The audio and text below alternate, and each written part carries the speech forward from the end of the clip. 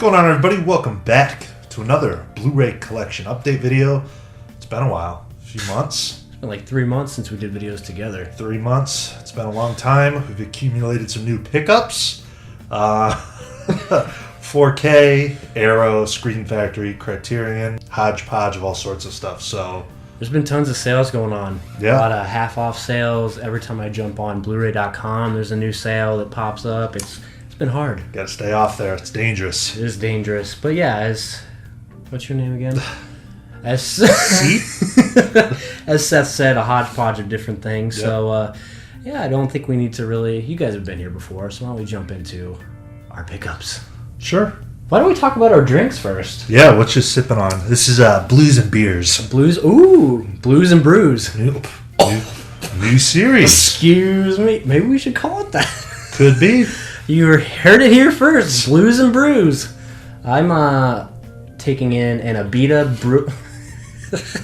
Taking in something. I'm taking in an Abita Brewing Purple Haze Raspberry Lager. Nice. What's the review? Tastes like pizza. Strange. I'm going with a local Arizona beer from Santan Brewery. This is Mr. Pineapple. It's a very summery sort of, wheat pineapple ale. Delicious. Vote for summer.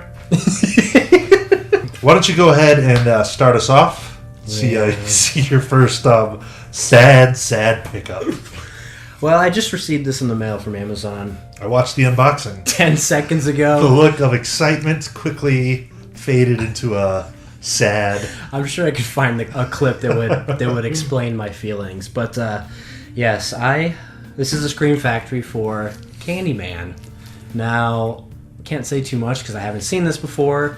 But as I said, Blu-ray.com's having sales all the time. Jumped on one morning, $10. $10. That's the big, the main point here with this pickup. Yeah, that it really is. I've heard some, so-so things about it. It's a strange movie. I actually just watched it for the first time this past October. every Halloween season I like to watch a few things that I haven't seen before, and that was one of them. It was interesting. I didn't really think it was all that great, but Tony Todd is pretty good in it, and the remake is coming out. So, yeah. Plus, you get a ton with this. You get 2 different cuts. You get a few commentaries, some new interviews. I always love with these Arrows and these Criterions, all the special editions when you get new interviews with people just going on a retrospective of a film. And so I can't be too upset about no slipcover, but. Comes with a lot of stuff. Can't wait to finally check it out. Cool. Well, since you started off with Screen Factory, I guess I can do one too. Oh. Again, this was, I don't know, like a month ago now. It was on sale. I think this was like $13 or something like that. And I enjoy this film. This is a John Carpenter Presents Body Bags. It's a horror anthology film. Those are pretty good. Yeah, three different stories. I think Carpenter did 2 of them, and then Tobe Hooper did 1 of them. Ooh. Yeah. So the three of them collaborated on this. I love the co-director of Poltergeist. Yeah, that's true. The first one in this is the best. It's very, you can see the influence of Halloween and how Carpenter's taking some of the stuff he did for Halloween and putting it into this one. It's like this girl working in this kind of gas station booth, overnight shift, and somebody's messing with her, and you get a lot of those same shots that if you like Halloween, you'll definitely recognize. So this is good, and John Carpenter plays like the crypt keeper host of this. He's this dead guy in the morgue, and it's weird, entertaining. They're not all great. The first story's good. The third story's decent. The second one is not that great, but fun. If you like anthology films, I recommend this one. It's Body Bags. I have a good time with this. Cool. Next up, I have a Criterion that just came out. Ooh. Maybe this week. Man. I don't even know. The days are running together nowadays. But that's Wildlife. Very excited to finally have this on Blu-ray. Came out in 2018. No signs of a Blu-ray anywhere. Yeah. So when Criterion announced it, I knew I had to pick it up.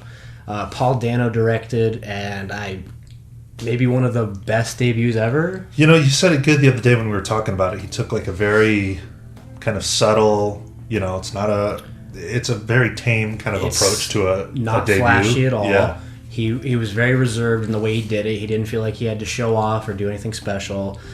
which I appreciate for a film like this. And the performances by Jake and Carrie are great, along with Ed Oxenbould. Ed Oxenbould. Who looks like he looks like Beans. He looks about 30, but I think he's 18. Strange looking kid. Yeah.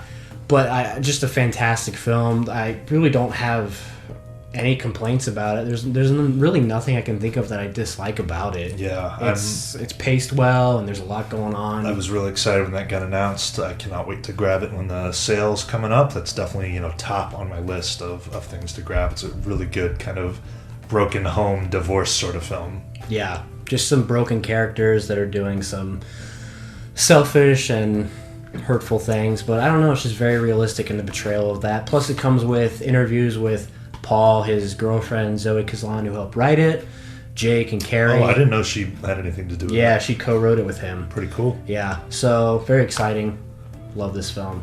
Check it out if you haven't. All right, next up for me, real quick, we've already done a whole video about this. We talked about this to death. Newest film from the Safdie brothers, Adam Sandler. It's from, is this last year? Last year. Uncut Gems.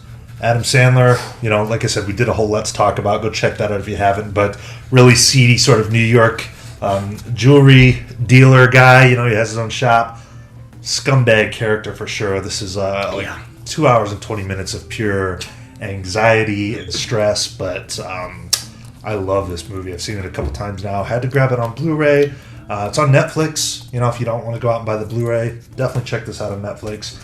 Don't, I think people might scroll across this if they don't know anything and think, oh, another shitty Adam Sandler movie. Not one of those. This is one of his good performances, right along like, Punch Drunk Love and stuff like that. So Did you slap a 5 on that? I did. I love this movie, Uncut Gems. It's phenomenal. All right, here. Got kind of a smaller film, I guess you could say. It's called Monsters. This is from the director, Gareth Edwards, who most people may not care for because he did the 2014 Godzilla, which I really enjoy that film. There's a lot of things that I really like about it that I hope to put into a video one day. But this sort of takes on the same approach. It's more... I can see you in the mirror. Oops. This shit sucks. It kind of takes on the same approach of... obviously, the budget was a problem for a film like this. So it's more of a human story within a monster story. There's 6 years ago, there were like NASA scientists that did experiments and these giant creatures were created, but stars Scoot McNairy and some other... You like him? Yeah, I do. In what? I don't know. I just saw him in something. I'm a fan. Yeah, and Whitney Able, who I haven't seen in anything else, but she's very good in this. But it's kind of a cross-country... she's trying to get to her rich politician dad, and he has to go and find her. But it does really well at hiding the fact it's a small-budget film with these monsters and everything. That's impressive to take on like a monster film with not a huge budget. Yeah, for sure. Yeah, but as I said, the monsters aren't the focus. It's a lot of character driven storytelling. It's probably hard to do that and not make it seem like one of those shitty horror movies that's like direct, you know what we're talking about. Right, exactly. And I just thought this did really well. I'm on board with Gareth Edwards. Myself, I think I'm in the minority when it comes to that. Look, I would watch Godzilla again. I was really excited for that movie. It just, I had a lot of issues with it. There's too much going on. Yeah, and I think he took the same approach with Godzilla that he took with this, where it was more character driven and Godzilla was in the background. And I like the idea of that. I can get why people don't like it, though. Godzilla, you want to see Godzilla. Right. But this, I think, if you like the idea of what Godzilla could have been, I think you could appreciate this for what it is. Okay, cool. Yeah. So I'll give it a whirl. Monsters. But you want to talk about monster films. Ooh. And, that was cute that you talked about that little low-budget monster film. But let's talk about a real great... One of my favorites. Wish I could have talked about my War of the Worlds 4K. 2008. I saw this movie the day it came out. You got a slipcover? I was so fascinated with the viral marketing of this, and it lived up to me. Cloverfield. Polarizing film. Seems to be you either think it's cool or you think it's a piece of shit, and the camera shakes the whole time. I happen to think it's phenomenal. I've seen this movie... I'm probably embarrassed to even say how many times I've seen this. I watch this like a couple times a year, I think. I mean, Big fan. Like I said, the viral marketing for this was just like unprecedented at the time. Kind of reminded me of like Blair Witch Project, something like that, where they were putting out all these commercials. You had no clue what was going on. Really cool handheld, perspective. I mean, you got to kind of, forget about reality a little bit in this type of movie because the camera is so it goes through just hell and it always comes out with a good picture. But it's this group of friends. The one guy is like heading off to Japan for his job, so they're throwing him a farewell party, and he's got this girl there that he's kind of mixed up with. And in the middle of this party, New York is attacked by this unknown creature. You see this awesome shot of the Statue of Liberty's head being flung down. That is great. Yeah, there's a lot of cool stuff in this movie. I understand why people might not be huge on it, but to me, something about this, it's one of my favorite films. I would definitely put this on like a list of some of my top films. I'm a big fan. I'm right there with you. Most people don't like War of the Worlds, the Spielberg one. Right. I love that movie. Right, There's a lot I love about it. So I'm definitely right there with you as far as, the monster movies. Maybe people don't appreciate the way you do. And the sad thing about this is there's been like 10 people that I've tried to be like, oh, you got to watch this. You're going to really... And they always come like, that kind of sucks. It's something that just hits for you. And I just like the New York aesthetic of it and that kind of... I don't know. They go from having this fun party and then in a split second, like, shit hits the fan and... it was good. Directed by Matt Reeves, who went on to do the Planet of the Apes movies. Yeah. A lot of talent there. Yeah. I like the 10 Cloverfield Lane. The Cloverfield Paradox was a piece of shit. Yeah. I would still be intrigued by, anything else they do with this franchise. I'm a big fan. That is Cloverfield. So this next one I hear, I was surprisingly watching a Blu-ray channel that we're subscribed to on ours. You still watch those? No, not really. That's the surprising part. Studio 516, so make sure to go check them out. But they were showing off some Blu-rays they picked up from a website called Stinky Tuna, where they Is this made in someone's fucking garage or what? It's definitely like, so basically they do harder to find stuff. Okay. And for example, this one, which is a Netflix film, Apostle, they do like a physical release for it. So I don't know what it is with the licensing or anything, but they have some sort of thing.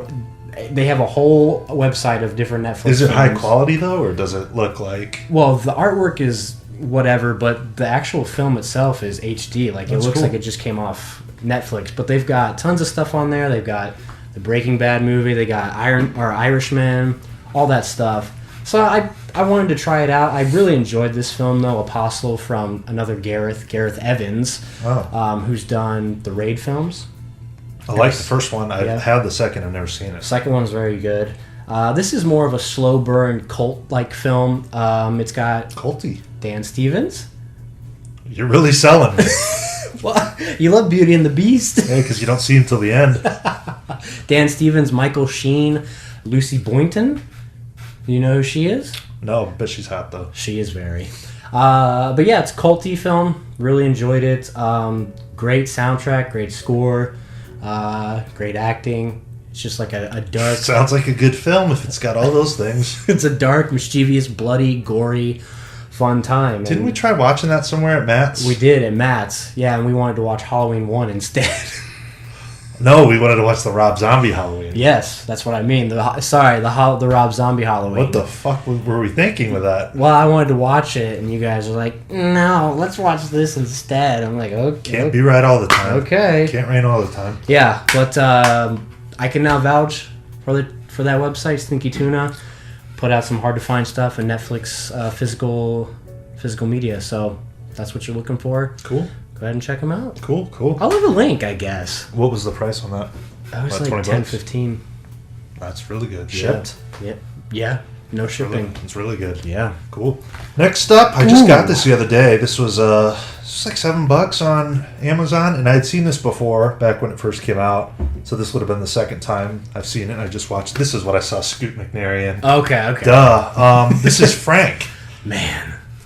God damn, this is a good movie. It is a good movie. Domhnall Gleeson. He's like Close enough. Domhnall Gleeson. Donal, or it's some Irish. Domhnall Gleeson. Okay. Anyways, he's doesn't sound like what it looks like. Yeah, he's like a kind of a struggling musician, I guess, and he ends up linking up with his band, and the lead singer is Michael Fassbender. Michael Fassbender is in this big giant head. Yeah, he's like real big into the performance art, so he always wears this helmet, this hat, or this face. They're this very eccentric sort of band. Maggie Gyllenhaal is in this, and some other people. So basically, he joins this band with this Frank guy, and they kind of get this place like out in the middle of nowhere where they stay for months, and they're working on this album, and it's weird. This is a weird movie. It's something you just got to watch. It's kind of an interesting character piece, though, I guess, on Frank. Really, that's kind of what the movie turns into a little bit, because he's got some mental issues.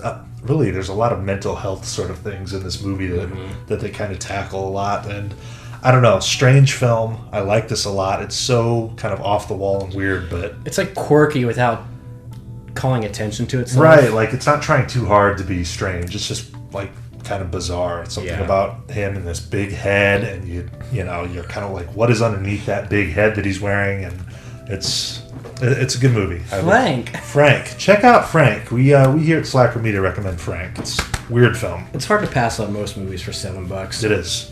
Alrighty here. So really started to check out more Arrow video lately because they're on sale like crazy right now. So one that we decided to pick up. This is a joint pickup. Elvira, Mistress of the Dark. Elvira, Mistress of the Milk.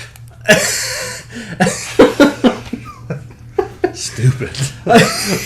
These slipcovers they're almost like velvety. Look, Arrow is high quality. Okay, I mean, maybe not all the films are high quality. A lot of the films are low quality. You go ahead. I don't want to take over. No, it's fine. It's a joint talk. Yeah. One of the things about Arrow, as opposed to like Criterion, is that they have several different sub-Arrow divisions, I guess. Right. One of them is where they do like these horror type films. One is where they do more Hollywood type films. Yeah, the they one that do did like Waterworld and Cinema Paradiso. Yeah. And The Apartment, for example. So they have a lot of different genres they deal with, but as far as Elvira goes, I thought it was fun. It's fun. It's not a good movie. It's not. No, I mean it's really stupid. It's really campy and goofy, and the character of Elvira is in her own right. Yeah. But there's a lot of weird stuff that goes on in this movie. There is, and it's more of one of those films that you just really turn off and just kind of try to enjoy. Totally. I mean, I actually just watched this for the first time. This was, again, around the Halloween season. And, I mean, Elvira is kind of a classic icon of horror, so I wanted to check this out. And like you said, it's just, it's a stupid movie. Scratch and sniff. Oh, man. Wow.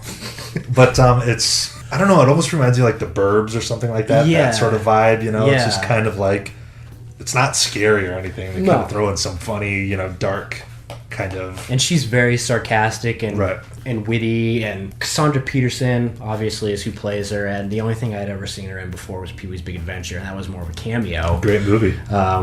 So I was happy I checked this out. Like you said, a Halloween film. It's one I would probably check out every Halloween. A lot of stuff on here, too. Yeah, there's a feature-length documentary, I think, on here that has, like, everybody, the making of Elvira, the newly revised 2018 version. That's pretty cool. Feature-length documentary. So yeah, love the supplements that come with these arrows. Yeah. Jeff Conway's in this old Kaneki. That's right, Kaneki, great film, Grease. More on that later. Yikes. We'll do a whole video.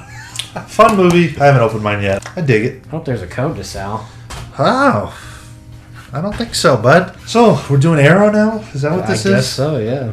I love this pickup. Okay. I need to watch it again. I love this pickup. I wasn't huge on the film before I bought it. I liked it enough to buy it. That is Weird Science. John Hughes. Look. Great. We make fun of guys that are all obsessed with packaging and stuff. And slip. I'm not going to buy the movie if there's no slipcover with it, which, that's your own right. But personally, I think that's ridiculous. But this, I love. This slipcover is, man, it's pretty beautiful. Pretty beautiful. Man, it's got like this neon color going to it. It's really pops. It's got like this nice felt sort of finish. Yeah. Are you one that... Woo! Are you one that reverses the artwork in there so it's original? No.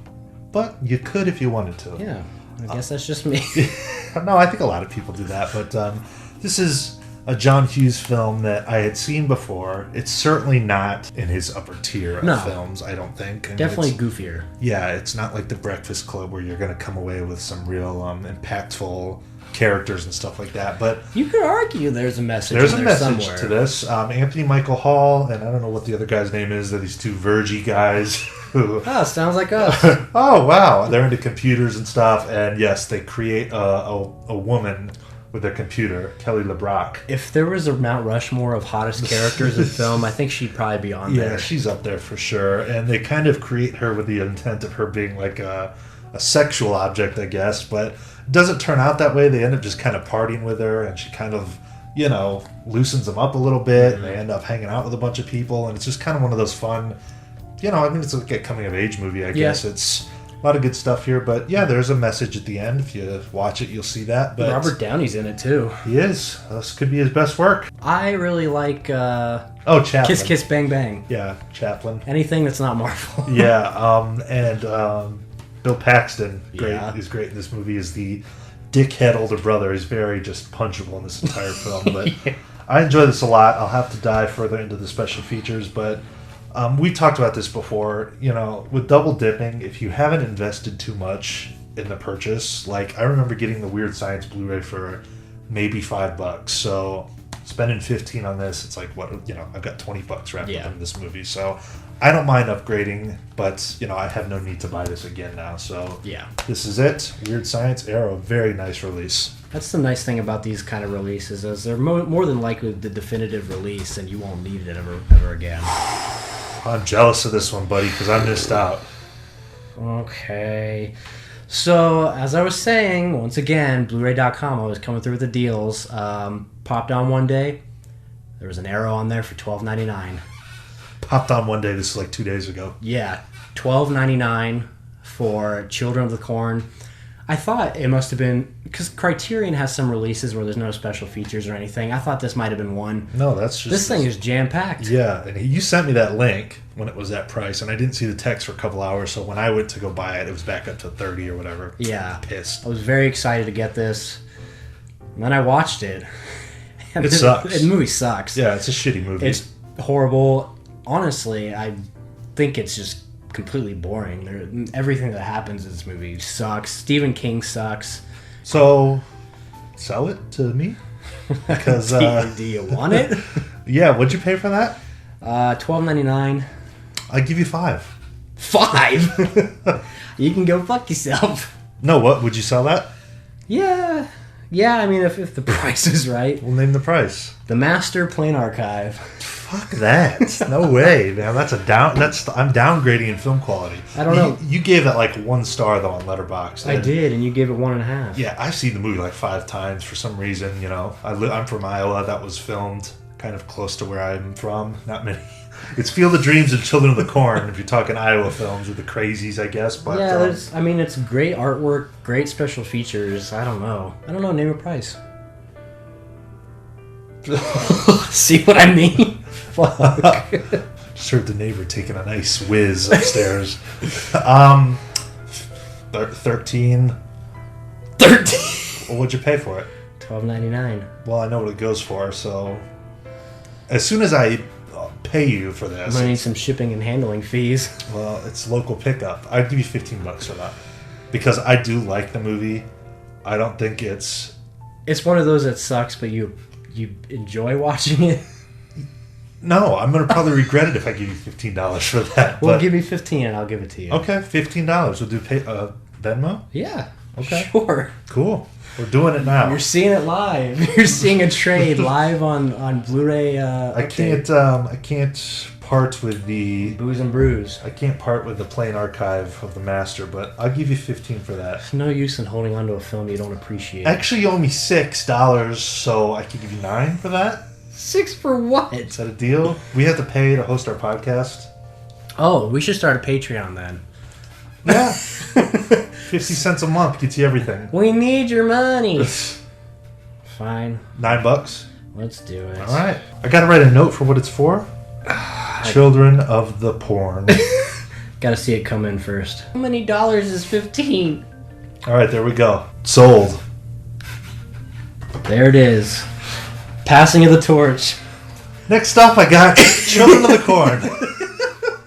It's a horrible movie, but it's probably Linda Hamilton's third best performance of her career. So What's the second? Terminator 2, Terminator 1, Children of the Corn. And I below that is Terminator... I can't name any others. What is the new Dark Fate? Ooh, that sucks. Thanks, buddy. You're welcome. Lastly here, I've got one more Arrow. And I'm very sad that I didn't get the big limited release of this because now it's selling for like $180. I've got that. I bought that the day it came out. But can't say I've ever dove into the 6 other discs that are in there. Yeah, it's hard to. So you're fine with that. Yeah, this is good. This is Donnie Darko. Donnie Darko. Donnie Darko. I'm not afraid anymore. This is a fucking weird movie. It is. There's a lot going on. I'm not gonna sit here and tell you I know what's going on, but the parts that don't deal with the time travel and stuff, I love. I love Donnie. I love what's Jenna Malone in this. I can't remember. What she's great. I mean, there's a behind the scenes feature of this. It's like an 1.5 hour long documentary about the making of the film. But the director Richard Kelly just talks about how he got all these people to sign on, and as much as he didn't deserve to, being like a newfound director. I mean, yeah, Patrick Swayze's in there. I mean, that's Mary McDonnell, right? The Gyllenhaals, who were pretty much nothing at the time. Drew Barrymore's in it. I mean, the list goes on and on. That's a fucking good movie, man. It is really good. I've seen that probably 20 times, and I couldn't even tell you I have my theories of what is going on there, but yeah. And I always make fun of some of the confusing filmmakers like Lynch and Malick. And Nolan. I always say, they really probably don't know what they're doing. They just put out movies and people eat it up. I'm not sure Richard Kelly knew what he was doing with that movie, but man, it's got a really weird vibe to it, and I love it. It does. Very happy to have it. Like I said, I wish I would have gotten that limited release. I was lucky enough to get the apartment one, which is a beautiful set, so I can imagine what this one would be like. Yeah, that was kind of weird because that was affected by September 11th. That was like around the time it was supposed to come out, and I think it got pushed back or something, and it really didn't make a whole lot of money, and it's only kind of become a cult film over the years. Yeah, but Arrow did a very good job of updating the film, making it look good.